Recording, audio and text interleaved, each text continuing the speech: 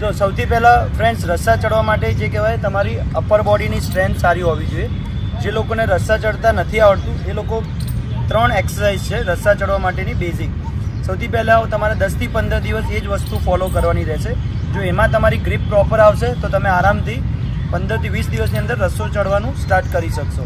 સૌથી પહેલી એક્સરસાઇઝ છે, ડેમોમાં જોઈ લો એકવાર કેવી રીતે કરવાની. સૌથી પહેલાં તમારે મેક્સિમમ બોડીને અપ સાઈડ રાખવાનું છે ઉપર, અને જે તમારો પાવરફુલ હેન્ડ છે, જેમ કે હું રાઇટી છું તો રાઇટ હેન્ડ અપ રહેશે, જે લોકો લેફ્ટ હેન્ડવાળા હોય એનો લેફ્ટ હેન્ડ અપ રહેશે.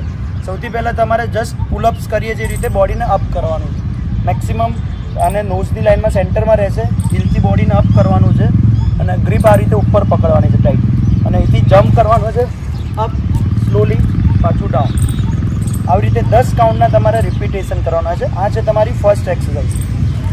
અપ પાછું ડાઉન, ફરી બેલેન્સ કરવાનું છે, સીધા ઊભા રહેવાનું, હીલ અપ, સીધી અપ, સ્લોલી ડાઉન. આ સૌથી પહેલી એક્સરસાઇઝ છે. આ કરવાથી તમારે જે કહેવાય બાયસેપ, શોલ્ડર અને અપર બેક આ ત્રણેય મસલ્સની સ્ટ્રેન્થ સારી એવી ડેવલપ થશે. આ 10 કાઉન્ટના દિવસમાં તમારે 2 સેટ ફોલો કરવાના છે. ટોટલ 20 કાઉન્ટ્સ થશે. એના પછીની છે નેક્સ્ટ એક્સરસાઇઝ જે કહેવાય તમારે બોડીને હાથની ગ્રીપ મજબૂત કરવા માટે. જ્યાં સુધી હાથમાં પાવર નહીં હોય ત્યાં સુધી તમે રોપ ક્લાઇમ્બ નહીં કરી શકો. હવે સેકન્ડ ટેકનિક જે શીખવાની છે, તમારે રોપને પકડવાનો છે અને બોડીથી ધીરે ધીરે ડાઉન થઈ જવાનું. આ રીતે પ્રોપર આખું ડાઉન રહેશે બોડી આ રીતે. હવે અહીંથી 1 by 1 સ્ટેપ અપ લેવાનું. 1 2 3 4 5. પાછું આખું બોડી અપ થયું. સહેજ તમારે હેન્ડને રિલેક્સ કરવાના છે. ફરીવાર એ જ રીતે સ્લોલી ડાઉન જવાનું છે, બોડી નીચે લઈ જવાનું આ રીતે, ફરી ઉપર ઉઠાવવાનું. 1 2 3 4, પાછું બોડી અપ. આવા બી 10 કાઉન્ટના 2 સેટ, ટોટલ 20 વાર રિપીટેશન કરવાના થશે. અને ત્રીજી જે ટેકનિક છે જે કહેવાય તમારે લેગ લોક કરીને ઉપર ચડવા માટે. અને વચ્ચે વચ્ચે તમારે જ્યારે એવું લાગે કે તમારા હાથ, આમાં 2 ઓપ્શન છે. જેમ કે જ્યારે રસ્સા ચડો છો ત્યારે તમારા મસલ્સ ઓવર સ્ટ્રેચ થતા હોય તો એને રિકવરી માટે જે કહેવાય પુશઅપ્સ કહેવાય. આ રીતે ડાઉન થઈ જવાનું, પુશઅપ મારતા જવાનું. 5 થી 8 કાઉન્ટ પુશઅપ થશે. 1 2 3 4 5. 5 કાઉન્ટ પુશઅપ મારશો એટલે તમારા મસલ્સ પાછા થોડા પ્રોપર ક્લોઝ થઈ જશે. એના લીધે તમારી ગ્રીપ પાછી મજબૂત થઈ જશે.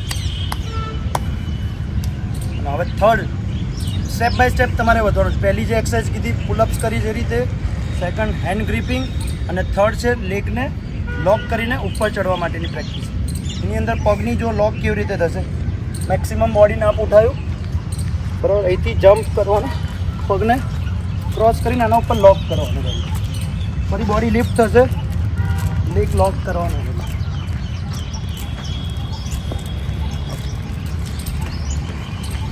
ફરી આ 1 by 1 હાથને અપ કર્યા, બોડીને મેક્સિમમ ઉપર ઉઠાવવાનું, ફરી લોક કરવાનું પગ, ફરી ગ્રીપ કરી બોડી અપ, પાછું લોક.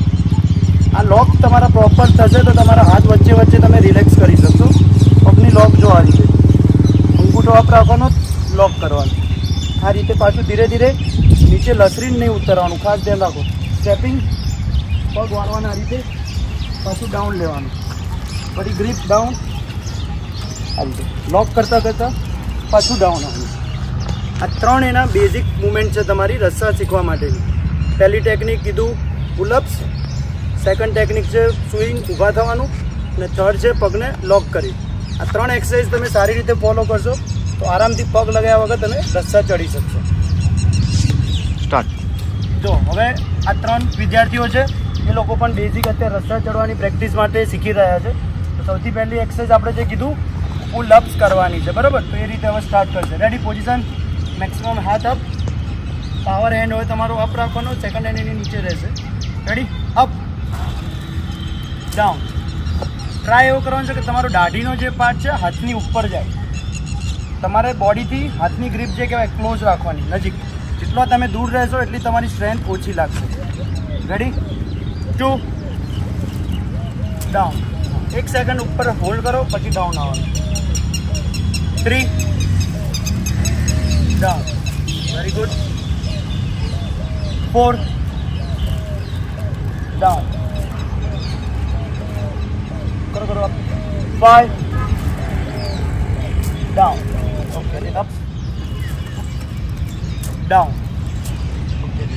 આ રીતે તમારે 10 કાઉન્ટ પહેલાં શીખવાના છે. 10 કાઉન્ટ થયા પછી તમારે વચ્ચે 5 થી 7 કાઉન્ટ પુશઅપ મારવાના છે. જેના લીધે શું થશે, જે આ તમારા બાઇસેપ મસલ્સ જે કે વધારે સ્ટ્રેચ થઈ ગયા હશે, ઓવર સ્ટ્રેચ, જેના લીધે પાછા કોન્ટ્રેક્શન કહેવાય, મતલબ ટાઈટ થઈ જશે પાછા. રેડી? પુશઅપ લેગ કરશો, અહીંયા આગળ આવી જાઓ.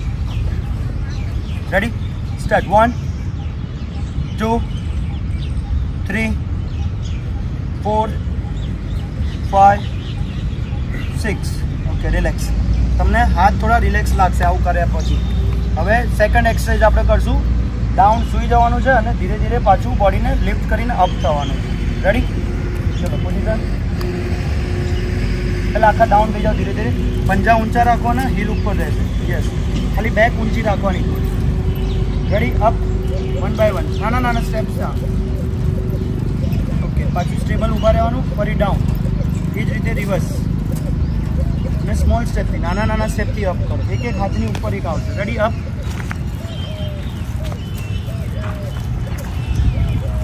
પાછું સીધા ઊભા રહેવાનું. ફરી down.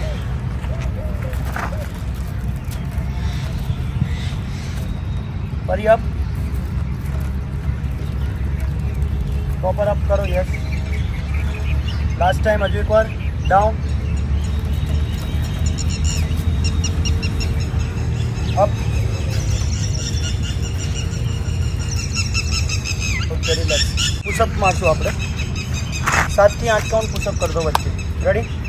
Start. 1 2 3 4 5 6. Okay, relax. 6 count જેવા તમે વચ્ચે પુશઅપ મારતા રહેશો તો તમારા હાથ પાછા રિલેક્સ લાગશે તમને. ઓકે, થોડો બ્રેક લેવાનો છે વચ્ચે 1 મિનિટ જેવો. એના પછી થર્ડ એક્સરસાઇઝ આપણે જે લેગ લોગિંગથી કરીએ છીએ. ચલો, હવે 2 ટેકનિક આપણે જે રીતે ફોલો કરી એ જ રીતે હવે થર્ડ ટેકનિક છે. આ બી તમારી એક જગ્યાએ હાથની પકડ મજબૂત થશે. સેકન્ડ, તમારું એક થોડું કોન્ફિડન્સ બિલ્ડઅપ થશે. બરાબર? આની અંદર તમારે આપણે જે એક્ઝામમાં જે કહે છે એમાં પગ લગાવ્યા વગર ચડવાનું હોય છે. અત્યારે આ જે ટેકનિક છે જસ્ટ શીખવા માટે છે, જેનાથી તમારે હાથની ગ્રીપ મજબૂત થશે. અને અત્યારે જે આપણે સપોર્ટ લઈને કરવાનું છે, પગને લોક સિસ્ટમ કહેવાય. પગને લોક કરીને તમારે ચડવાની પ્રેક્ટિસ કરવાની છે. રેડી? ડેમો બતાવો. હા, પહેલાં લટકી જશે. પગને જો આવી રીતે ક્રોસ આંટી વાળવાની છે. તમે સ્ટેબલ બેલેન્સ રાખવાનું. હવે હાથને ઉપર કરતા જાઓ.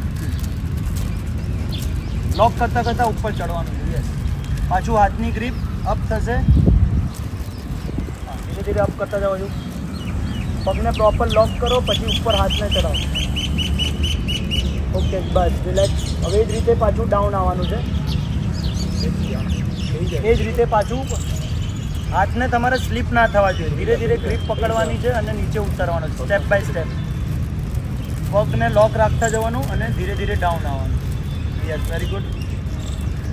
પ્રોપર સપોર્ટ લઈને ડાઉન. ફરી તમે આ યુઝ કર્યું એની સાથે પાછા 5 થી 6 કાઉન્ટ પુશઅપ મારી દો. કારણ કે તમે 2 સેટ રિપીટ કરશો. રસ્સા ચડમાં એવું હોય કે એક જ વાર તમે કરી શકશો. રેડી? 6 વાર કાઉન્ટ કરવાનું. Start. 1 2 3 4 5 6. Okay, relax. Okay friends, તો આ જે છે રસ્સા ચડ માટેનું સૌથી બેઝિક વસ્તુ છે. આટલું તમને આવડે પછી જ તમારે વિધાઉટ જે કહેવાય પગના સપોર્ટથી તમે ચડી શકશો. જ્યાં સુધી તમારી અપર બોડીની પ્રોપર સ્ટ્રેન્થ ડેવલપ નહીં થાય ત્યાં સુધી તમે રસ્સા ચડ કરવામાં તકલીફ પડતી હશે. તો આ 3 જે ટેકનિક શીખવાડી એ સૌથી પહેલાં 10 થી 15 દિવસ ફોલો કરો. વિધિન 20 ડેઝ તમને સારામાં સારું આમાં રિઝલ્ટ દેખાશે. પછી તમે એને પગના સપોર્ટ વગર બી જે કહેવાય 10 ફૂટ 12 ફૂટ 15 ફૂટ એમ ધીરે ધીરે તમારે વધારતા જવાનું છે અને 18 ફૂટ સુધી તમે કમ્પ્લીટ કરી શકશો. તો હવે તે તમારે જે એક્ઝામમાં જે માંગે છે એની અંદર પગને જે કહે છે આને લોક નથી કરવાના. પૂરેપૂરું તમારે જે કહેવાય હાથ ઉપર વેટ રહેવું જોઈએ. હવે સેકન્ડ વસ્તુ જે શીખવાની છે કે હાથની તમારી ગ્રીપ જેટલું બોડી તમે દૂર રાખશો એટલું તમને લોડ વધારે પડશે. બોડીથી જેટલા ક્લોઝ રાખશો અને હાથની જે ગ્રીપ કહેવાય તમારે આખું આવી રીતે ક્લોઝ કરી દેવાનું છે. તમારા હાથ જે કહેવાય પ્રોપર આવી રીતે નજીક રાખવાનું અને આવી રીતે સ્ટેપ બાય સ્ટેપ તમારે ઉપર લેતા જવાનું.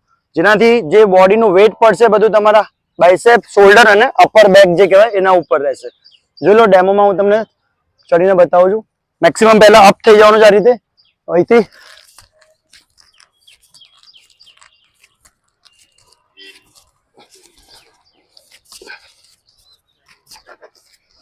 આવવાનું બી તમારે પ્રોપર ઓપન હેન્ડ થી જ હોય છે. જો આ વિડીયો તમને ઇફેક્ટિવ અને ઇન્ફોર્મેશનવાળો લાગ્યો હોય તો તમારા જે ફોરેસ્ટની તૈયારી કરતા મિત્રો હોય એમને પણ શેર કરી દેજો. Thank you.